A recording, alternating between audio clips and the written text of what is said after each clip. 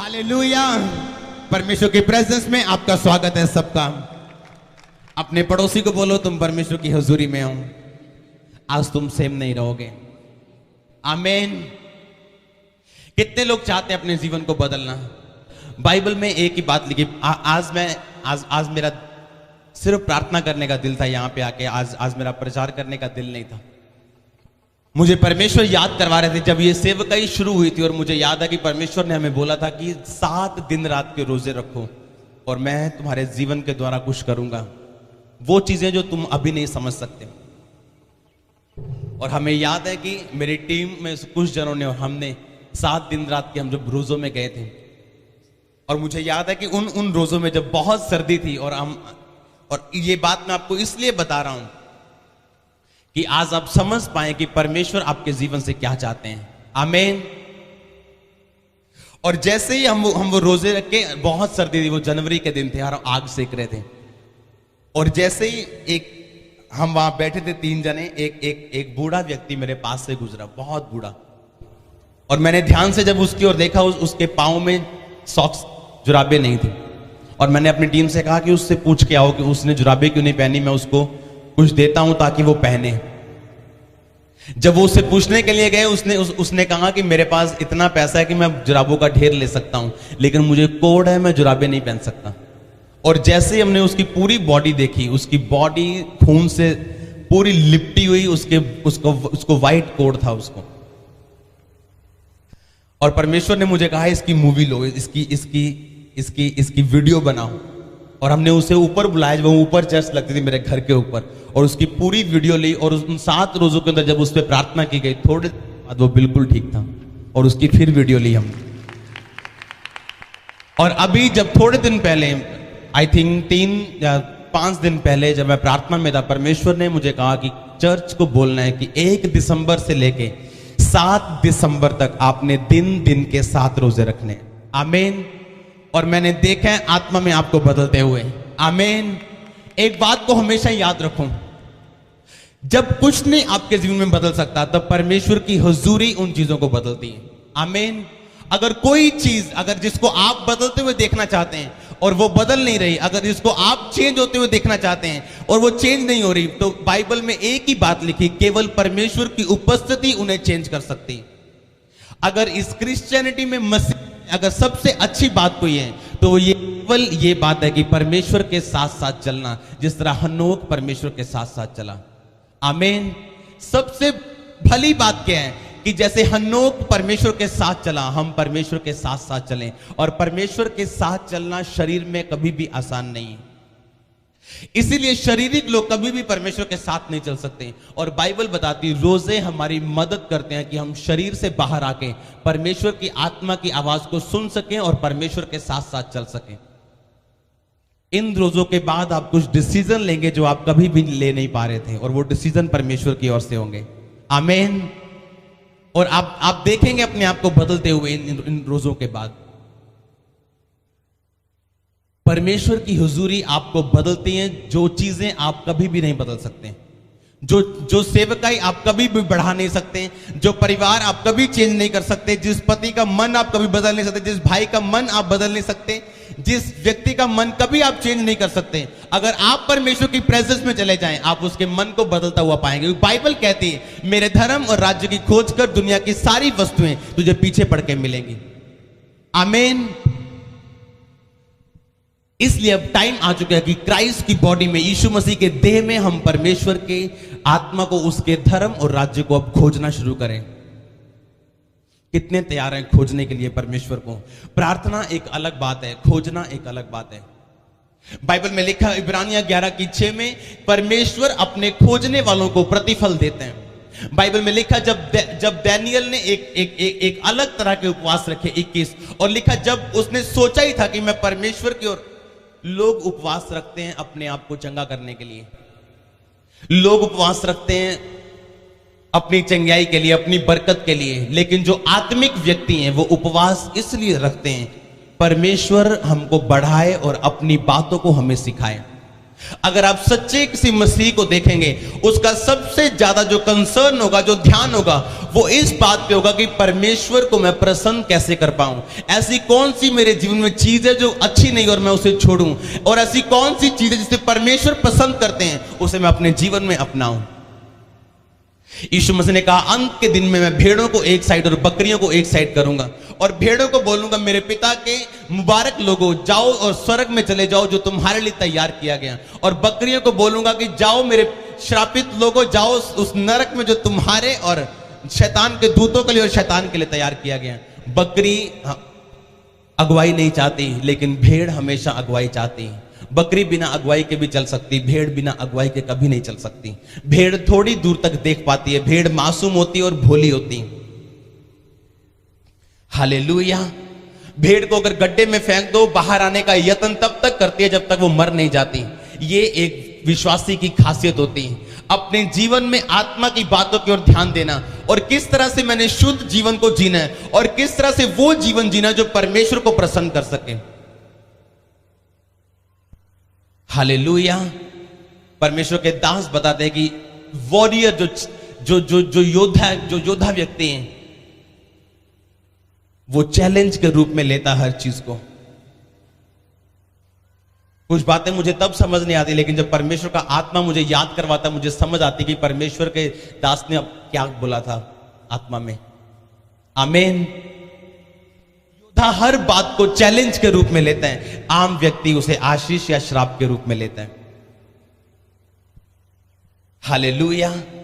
योद्धा हर बात को चैलेंज के रूप में लेता है, एक चुनौती के रूप में लेता है, क्योंकि एक मसीह व्यक्ति जानता है उसके विश्वास को चुनौतियां मिलने वाली, उसके विश्वास को पूरी चुनौती देने वाला है शैतान, और पूरी तरह से ये विश्वास दिलवाने वाला है कि तेरी प्रार्थनाएं कबूल नहीं हो रही, या परमेश्वर तुझसे करते हैं, या ये परमेश्वर की ओर से नहीं है, या ये पवित्रता ही परमेश्वर की ओर से नहीं है, तुझे संसार में भी चलना चाहिए। हालेलुया। शैतान आपको चैलेंज देने वाला है, आपके विश्वास को चुनौतियां देने वाला है। आपकी वॉक, जो आपकी चाल, आप जो चल रहे हैं परमेश्वर के साथ, आप कभी ना चल पाए परमेश्वर के साथ। और एक ही चीज है जो परमेश्वर के साथ साथ चलने के लिए आपको ताकत देगी, वो है परमेश्वर की उपस्थिति में रोज रोज बैठना। सिर्फ आधा घंटा राशन लिस्ट लेके नहीं, राशन लिस्ट लेके परमेश्वर के सामने मत जाओ, प्रार्थना की लिस्ट लेके परमेश्वर के सामने मत जाओ। बाइबल में लिखा, वो तुम्हारे मांगने से पहले जानता तुमको किन चीजों की जरूरत है। वो तुम्हारे मांगने से पहले जानता कि तुम क्या मांगने के लिए उसकी प्रेजेंस में आए हो। एक बार डीजीएस दिनाकरन को परमेश्वर का आत्मा स्वर्ग में ले गया, और स्वर्ग में जाने के बाद उन्होंने देखा, और उसी तरह पूरी तरह परमेश्वर को उन्होंने डिस्क्राइब किया कि परमेश्वर किस तरह के सिंहासन पे बैठे थे और किस तरह का उनका रूप था। और परमेश्वर ने उनसे बात की, दिनाकरन तुझे वरदान चाहिए या मैं चाहिए? तुझे वरदान चाहिए या तुझे मैं चाहिए? मैं तुझे अपना आप दूं या तुझे वरदान दूं? दिनाकरन ने कहा पवित्र आत्मा को। कहता, पवित्र आत्मा मैं नहीं चाहता, मैं क्या मांगू, आप मेरे मददगार हैं। यीशु मसीह ने कहा था, आप मुझे मांगना सिखाइए। अब मैं परमेश्वर के सामने हूं और मेरा मांगना मेरी डेस्टिनी को निर्धारित करने वाला है। अब बताइए मैं क्या मांगू? पवित्र आत्मा ने कहा, परमेश्वर से कह मुझे वरदान नहीं चाहिए, मुझे तू चाहिए। और जैसे ही दिनाकर जी ने कहा, परमेश्वर मुझे वरदान नहीं चाहिए, मुझे आप चाहिए, परमेश्वर ने कहा, तूने मुझसे मुझको मांगा, अब मैं तुम्हें वरदान भी दूंगा और अपना आप भी दूंगा। हालेलुया। जब आप परमेश्वर से आत्मिक चीजों को मांगते हैं, आप प्रार्थना में हजूरी में इसलिए मत बैठो कि आपको राशन लिस्ट चाहिए, आपको वो रिक्वेस्ट परमेश्वर के सामने के लिए परमेश्वर के सामने मत बैठो। थोड़े दिन पहले मैं एक चीज पढ़ रहा था, इस दुनिया के 10 टॉप मोस्ट कॉलेज और 10 जो 5 शायद 5 और 5 हॉस्पिटल्स जो दुनिया के टॉप के कॉलेज हॉस्पिटल हैं, जिसमें ओबामा पढ़ा, जिसमें जॉर्ज बुश, जितने भी अमेरिकन जो राष्ट्रपति, जो अमेरिकन प्रेसिडेंट हैं, जो वहां पे पढ़े वो।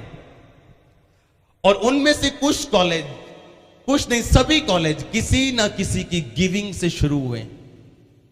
उनमें से एक कॉलेज, शायद एक हॉस्पिटल या कॉलेज ऐसा था जो एक पास्टर ने अपनी किताबों को दान कर दिया था उस कॉलेज को, और वो किताबें बहुत महंगी थी, और उस पास्टर ने उस यूनिवर्सिटी को वो किताबें दान कर दी थी। और आज वो यूनिवर्सिटी दुनिया की सबसे बेस्ट यूनिवर्सिटी है। और तब उसको पता नहीं था कि मेरी गिविंग या मेरा बोया गया बीज मेरे जीवन में इतना बड़ा, मेरे जीवन में आशीष को लेके आएगा। अगर आप पिता के जीवन को देखें तो आपको और मुझको बचाने के लिए उन्होंने बातें नहीं की, अपना एक लौता बेटा धरती पे भेजा। यीशु मसीह ने बातें नहीं की बल्कि प्रैक्टिकली काम किया और क्रूस पे अपने लहू को दिया हमारे लिए ताकि हम बच सकें। आमीन। किसी ना किसी को मूल्य अदा करना पड़ता है परमेश्वर के राज्य को फैलाने के लिए।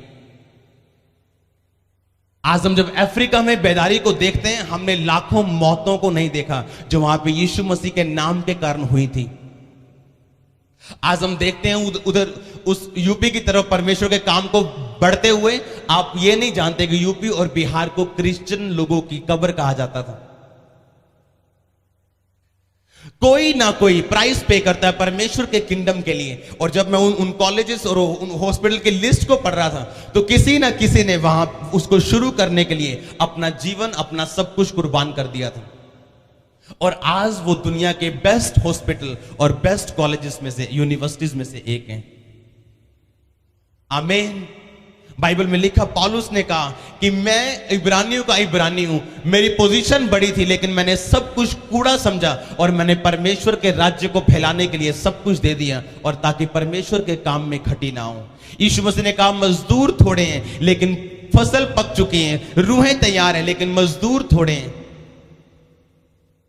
जब आप परमेश्वर की हुजूरी में जाएंगे, आपको परमेश्वर इन बातों की समझ देगा। और ये तभी समझ आएगी जब आप परमेश्वर की प्रेजेंस में जाएंगे। आप तभी अपने आप से बाहर और अपनी सेल्फिश प्रार्थनाओं से और सेल्फिश मोटिव से बाहर आ पाएंगे, जब आप परमेश्वर की प्रेजेंस में लंबे समय को बिताना शुरू कर देंगे।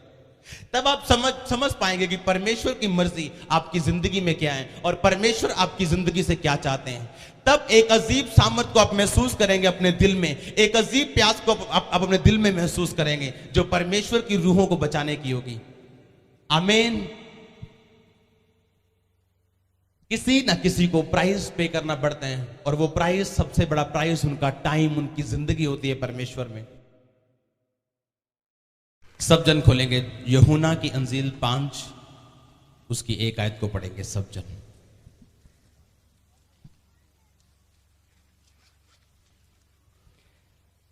इन बातों के पश्चात यहूदियों का एक पर्व हुआ और यीशु यरूशलेम को गया। यरूशलेम में भेंट फाटक के पास एक कुंड है जो इब्रानी भाषा में बैतसदा कहलाता है। उसके पास ओसारे हैं, इनमें बहुत से बीमार, अंधे, लंगड़े और सूखे अंग वाले पानी के हिलने की आशा में पड़े रहते हैं, क्योंकि नियुक्त समय पर परमेश्वर के स्वर्गदूत कुंड में उतरकर पानी को हिलाया करते थे। पानी हिलते ही जो कोई पहले उतरता वह चंगा हो जाता था, चाहे उसकी बीमारी कोई भी क्यों ना हो। वहां एक मनुष्य था जो 38 वर्ष से बीमारी में पड़ा था। यीशु ने उसे पड़ा हुआ देखकर और यह जानकर कि वह बहुत दिनों से इस दशा में पड़ा है, उससे पूछा, क्या तू चंगा होना चाहता है? उस बीमार ने उसको उत्तर दिया, हे प्रभु, मेरे पास कोई मनुष्य नहीं कि जब पानी हिलाया जाए तो मुझे कुंड में उतारे, परंतु मेरे पहुंचते पहुंचते दूसरा मुझसे पहले उतर जाता है। यीशु ने उससे कहा, उठ, अपनी खाट उठा और चल फिर। वह मनुष्य तुरंत चंगा हो गया और अपनी खाट उठाकर चलने लगने लगा। परमेश्वर की तारीफ करो सब जन। हालेलुया। यूहन्ना 5 उसकी 1 आयत में लिखा कि इसके बाद पर्व में यीशु मसीह यरूशलेम को गए। कितनों को यह समझ नहीं आती कि परमेश्वर, पुराने नियम में और नए नियम में फर्क क्या है। पुराने नियम में भी चंगाई होती थी। बाइबल बताती है कि एक कुंड था और कुंड में जो कोई बीमार पहले उतर जाता था, एक नियुक्त समय पे स्वर्गदूत लिखा पानी को हिलाते थे और पानी को हिलते आसपास बहुत सारे बीमार पड़े होते थे। लिखा जैसे ही पानी को हिलाया जाता था, जो कोई पहले उतरता था वो चंगा हो जाता था। उस कुंड का नाम क्या था? बैतसदा। क्या फर्क है यीशु मसीह के आने के बाद और यीशु मसीह के जन्म से पहले? बाइबल में लिखा हो तभी भी चंगाई होती थी। अलीशा के द्वारा नामान कोढ़ी की चंगाई हुई, तभी भी चंगाइयां मिलती थी। लेकिन फिर यीशु मसीह को आने की जरूरत क्या थी? उसको कोड़े खाने की जरूरत क्या थी? अगर चंगियाई थी तो यीशु मसीह क्यों आए? बाइबल में लिखा है कि जब वो 38 साल का रोगी उस कुंड के किनारे था और यीशु मसीह ने उसे 38 साल से पड़ा हुआ देख के पूछा, क्या तू चंगा होना चाहता है? और उस बैतसदा का मतलब है, इब्रानी भाषा में अगर आप बाइबल को पढ़ें, उस कुंड के नाम का मतलब था कि दया का घर, करुणा का घर, जिसमें उतरते ही आप चंगे हो जाएंगे। अगर आज आप परमेश्वर से पूछेंगे कि परमेश्वर, आज अगर मैं बीमार हूं तो मैं किस कुंड में जाऊं, मैं आपको एक खुशखबरी देना चाहता हूं, वो दया का घर आज आप हैं यीशु मसीह के नाम में। आमीन। आपको कहीं भी जाने की जरूरत नहीं। अभी बाइबल में ऐसी कोई चीज नहीं जो बिना मतलब के लिखी है। बैतसदा का मतलब दया का घर। अगर आप बाइबल को ध्यान से पढ़े, यूहन्ना 5, जब आप उसकी एक आयत से पढ़ते हैं, इन बातों के पश्चात यहूदियों का एक पर्व हुआ और यीशु यरूशलेम को गया। यरूशलेम में भेंट। अगर आप बैतशेबा को इब्रानी भाषा में पढ़ें तो वहां पे लिखा हाउस ऑफ काइंडनेस, कि करुणा का घर, दया का घर। यीशु मसीह अब ये चाहते थे कि अब तुम एक दया का घर बन जाओ। वो तब होगा अगर हम परमेश्वर को खोजना शुरू करेंगे और उसकी प्रेजेंस में जाना शुरू करेंगे।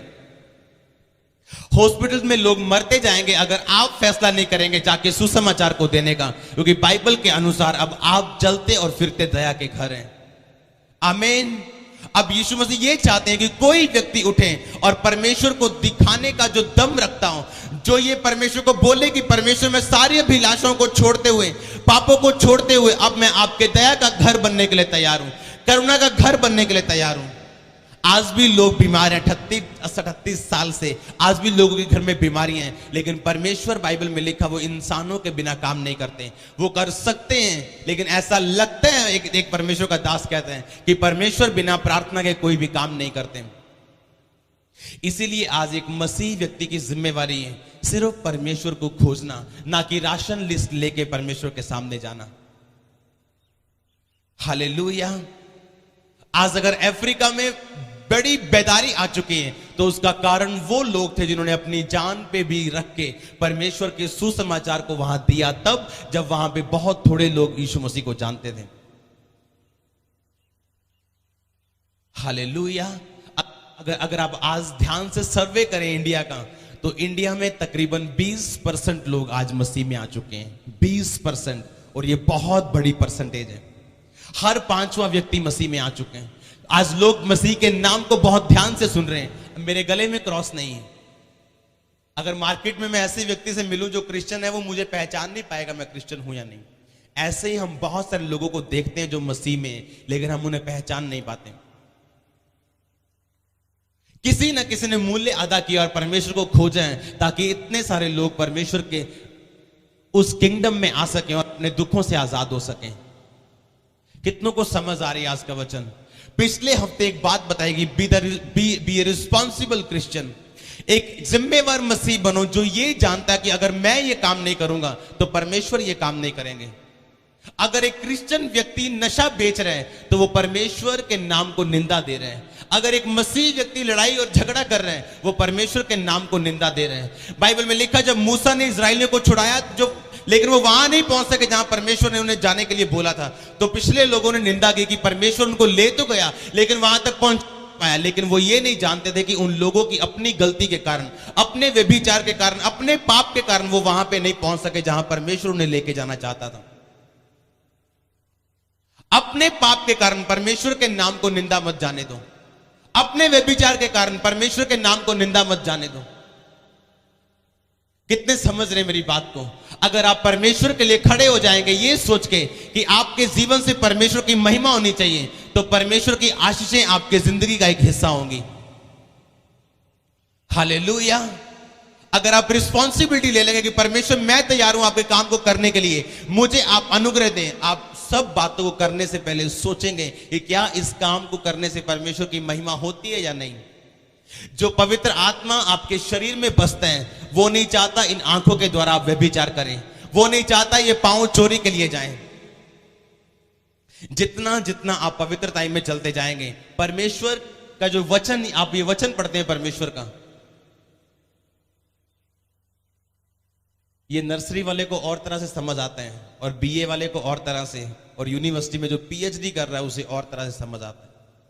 कहने का मतलब ये, जो आत्मा में कमजोर है उसे ये वचन और तरह से पवित्र आत्मा समझाते हैं, जो आत्मा में मजबूत है उसे और तरह से समझाते हैं, जो आत्मा में बहुत बढ़ चुका है उसे परमेश्वर का वचन किसी और रीति से समझ में आता है।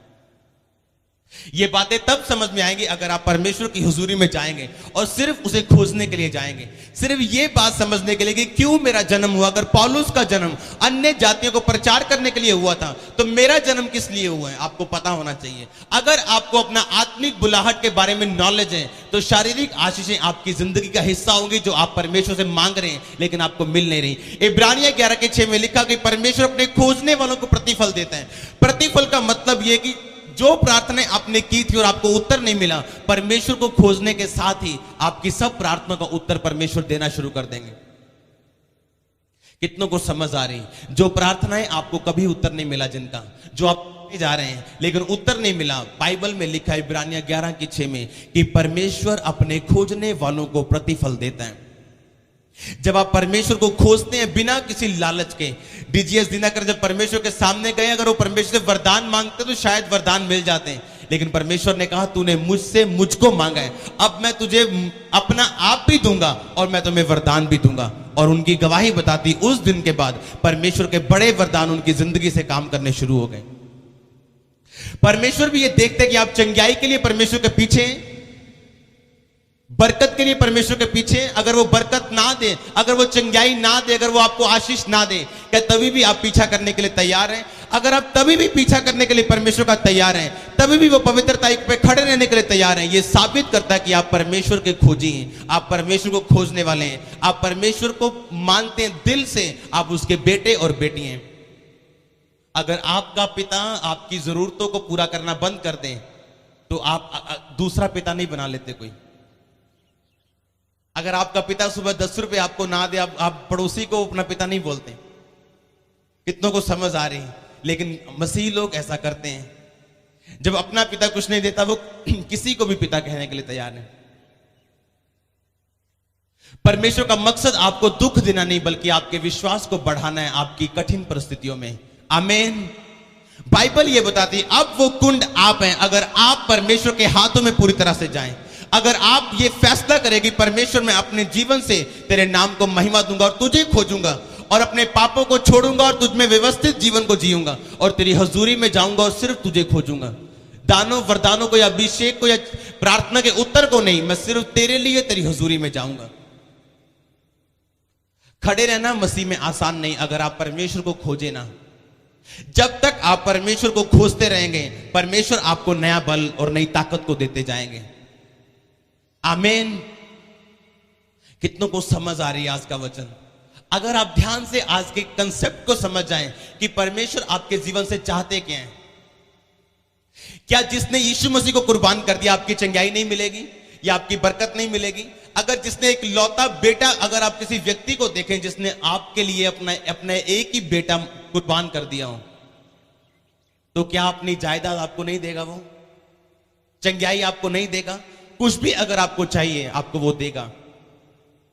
बाइबल में लिखा अगर यीशु मसीह को वो कुर्बान कर सकते हैं आपके लिए तो वो सब चीजें भी आपको दे सकते हैं। लिखा जब तुम मांगने के लिए बैठते हो परमेश्वर के सामने, उसे तुम्हारे मांगने से पहले पता कि तुमको किन चीजों की जरूरत है। लेकिन लिखा जब उसके धर्म और राज्य की तुम खोज करोगे दुनिया की सब वस्तुएं तुम्हें पीछे पड़ के मिलेंगी। जो रिस्पॉन्सिबल क्रिश्चियन है वो अपने मुंह से कभी निंदा नहीं करता, वो अपनी बुलाहट पे ध्यान देता है, वो ये हमेशा जानने की कोशिश करता है कि मेरे जीवन में परमेश्वर को क्या पसंद है और क्या नापसंद है। मैंने आपको स्टोरी बताई थी, एक परमेश्वर के दास ने बोला परमेश्वर वो मीटिंग में मुझे बुला रहे हैं, मैं जा रहा हूं। परमेश्वर बोलते अच्छा। थोड़ी देर चलने के बाद बोला मुझे तेरा अच्छा नहीं लगा, मुझे ऐसा लगा जैसे तूने अच्छा थोड़ा नाराजगी में बोला है। कहता परमेश्वर वो मीटिंग हो रही, मैं जाऊं? परमेश्वर कहता नहीं जाना। परमेश्वर एक जेंटल परमेश्वर, वो आप पे कुछ भी थोपते नहीं, लेकिन जब आप उसकी इच्छा को जानने की कोशिश रखते हैं, करते हैं और परमेश्वर को पहचानने की कोशिश करते हैं, वो अपना आप पे जाहिर करते हैं। आमीन। वो सब चीजें जो आप मांग रहे हैं परमेश्वर से, परमेश्वर जानते हैं। यीशु मसीह ने बाइबल में लिखा कि ऐसी कोई भी चीज नहीं थी जो यीशु मसीह ने महसूस नहीं की। वो रोगी था, प्रॉब्लम में था, वो दुखी था, वो कमजोरी महसूस कर रहा था क्रूस पे, हर बात उसके जीवन में थी ताकि वो ये महसूस कर सके कि आप कैसा महसूस करते हैं। लेकिन बाइबल में लिखा कई बार हमारे विश्वास को बढ़ाने के लिए, हमें पाप से या बचाने के लिए परमेश्वर बीमारियों का सहारा लेता है। अगर आप बाइबल को ध्यान से स्टडी करें, लिखा पौलुस ने 2 व्यक्तियों को शैतान के हाथों में सौंप दिया। पौलुस ने कहा मैंने 2 व्यक्तियों को शैतान के हाथों में इसलिए सौंप दिया ताकि वो निंदा करनी ना सीखें। और ये बहुत गहरी बात है जो आम व्यक्तियों को समझ में नहीं आती। पौलुस ने उन्हें परमेश्वर के हाथों में नहीं, शैतान के हाथों में सौंप दिया ताकि उनके शरीर बीमार हो जाएं और उनको अपनी गलती का एहसास हो, ताकि वो निंदा करनी ना सीखें, ताकि वो बीमारी उन्हें बचा सके कि वो नरक में ना चले जाएं। कितनों को समझ आ रही? परमेश्वर ने पौलुस के जीवन में भी एक बीमारी को यूज किया ताकि पौलुस ज्यादा घमंड में ना आए। और पौलुस ने लिखा 2 व्यक्ति को शैतान के हाथों में सौंप दिया ताकि वो निंदा करनी ना सीखें। एक दिन परमेश्वर ने मुझसे इतनी गहरी बात बोली जिसे मैं सुन के हैरान हो गया। परमेश्वर की आत्मा ने मुझे बोला, एक दिन मैं अपने पुराने दिनों को याद कर रहा था जब मैं बीमार था, और उस दिन जब मैं अपने प्रार्थना के रूम में था, मैं परमेश्वर को बोल रहा था, परमेश्वर आपने मुझे जबरदस्त फिटनेस दी है और मैं बहुत खुश था अपनी फिटनेस से। और परमेश्वर ने मुझसे एक बात की। परमेश्वर ने कहा अगर तू अपनी अच्छी सेहत में पाप ना करे तो ये अच्छी सेहत सदा बनी रहेगी। और ये बहुत बड़ी बात थी मेरे लिए। अगर तू अपनी अमीरी में पाप ना करे वो अमीरी सदा बनी रहेगी। अगर 2 वरदान मिले और पाप ना करे वो 2-4 में बदलेंगे। अगर तू थोड़ी आशीष में पाप ना करे वो जल्दी बड़ी आशीष में बदल जाएगी। हालेलुया। परमेश्वर ने कहा अगर तू पाप ना करे तो मैं तुझे बीमार नहीं करूंगा, क्योंकि परमेश्वर कई बार देखता है व्यक्तियों को कि अगर मैंने इसे बीमार ना किया तो इसकी फिटनेस इसे पाप की ओर ले जाएगी। क्योंकि आशीष मिलने के बाद इंसान सब कुछ भूल जाता है, उसे फिर संसार याद आने लगता है, उसे संसार अभिलाषाएं फिर घेरने लगती हैं। लेकिन अगर हम मैच्योर हो जाएं, अगर हम परमेश्वर के वचनों पे ध्यान लगा लें और परमेश्वर के वचनों को ध्यान से समझ जाए कि परमेश्वर हमसे इतना प्यार करता है कि वो हमें बीमार तो देख सकता है लेकिन नरक में नहीं देख सकता। पौलुस उन लोगों को बीमार तो देख सकता था लेकिन नरक में नहीं देख। पौलुस जानता था अगर उन लोगों को शैतान के हाथों में नहीं सौंपा गया, जल्दी वो इतने ज्यादा निंदा में चले जाएंगे, इतने ज्यादा अपराध में चले जाएंगे, हो सकता है उनकी आत्माएं नरक में चली जाएं। अगर आप इस्राएलियों को देखो तो बड़े मेजर पाप जो उन्होंने किए, पहला मेजर जो बड़ा पाप था ये था कि उन्होंने व्यभिचार किया। बाइबल में लिखा है जो व्यभिचार करता है वो अपने शरीर के विरुद्ध और अपनी आत्मा के विरुद्ध, दोनों के विरुद्ध पाप करता है। दूसरा पाप जो उन्होंने किया वो मूर्ति पूजा थी, और बाइबल में लिखा है तो अपने परमेश्वर अपने हवा की ही उपासना कर। तीसरा पाप जो उन्होंने किया वो मूसा के खिलाफ कुड़कुड़ाए। आज भी आप चर्च में स्पिरिट देखेंगे, एक परमेश्वर की बॉडी में एक आत्मा देखेंगे जो खास पास्टरों के खिलाफ बोलने के लिए डिजाइन की गई है। आप कभी कभी देखेंगे, आप मिलेंगे उन लोगों से जिनको खास शैतान ने अभिषेक किया होता है केवल सेवकों के खिलाफ बोलने के लिए। आप जब उनके पास बैठ जाएंगे वो केवल सेवकों के खिलाफ बातें करेंगे। आप समझ जाएंगे ये वही स्पिरिट है जो इजराइलियों के जमाने में इजराइलियों को नाश करने के लिए शैतान ने भेजी थी। कितनों को समझ आ रही मेरी बातें? अगर आपकी आत्मिक आंखें खुली होंगी, आप समझ जाएंगे कि कौन सा प्यार परमेश्वर की ओर से है और प्यार शैतान की ओर से है। अगर आपकी आत्मिक आंखें खुली होंगी, आप समझ जाएंगे कि परमेश्वर मेरे जीवन में अगर ये कर रहा है तो क्यों कर रहा है, अगर नहीं कर रहा तो क्यों नहीं कर रहा। आप कंफ्यूजन में नहीं रहेंगे, क्योंकि परमेश्वर का वचन आपके लिए दीपक होगा, वो आपको गाइड करेगा और आपकी अगुवाई करेगा। आमीन। अगर आपकी प्रार्थना का उत्तर नहीं मिल रहा, आपको परमेश्वर को खोजने की जरूरत है। अगर आप बीमार हैं तो आपको परमेश्वर को खोजने की जरूरत है, और परमेश्वर आप पे जाहिर कर देंगे कि ये बीमारी तुझे पाप से बचाने के लिए या मुझ में और आगे बढ़ाने के लिए। आमीन। कितनों को समझ आ रही मेरी बातें? ये मैं आपको प्रचार नहीं कर रहा आज मैं आपको प्रैक्टिकल आपको वचन बता रहा हूं। परमेश्वर ने मेरे कान में कहा कि अगर तू पाप ना करे तो मैं ये सेहत जो सालों से अब अच्छी चलती आ रही, इसको मैं अच्छा चलाता जाऊंगा। और मैं उस बात को सुन के हैरान था कि ये परमेश्वर की मर्जी है, ये परमेश्वर की विल है कि हम पवित्रताई में रहें सदा सदा के लिए। और जब मैं पौलुस को ध्यान से पढ़ता हूं तो बड़ी हैरान करने वाली वो एक अथॉरिटी थी, उसे आम व्यक्ति नहीं कर सकता, या आम मसीह नहीं कर सकता। जो आत्मा में बच्चा है वो वही व्यक्ति कर सकता जो आत्मा में मैच्योर है। किसी को शैतान के हाथों में इसलिए देना ताकि उसकी आत्मा बच सके, लेकिन उसका शरीर नाश हो, ताकि वो जान पाए कि ये चीज सही नहीं थी जो मैं कर रहा था। आमीन।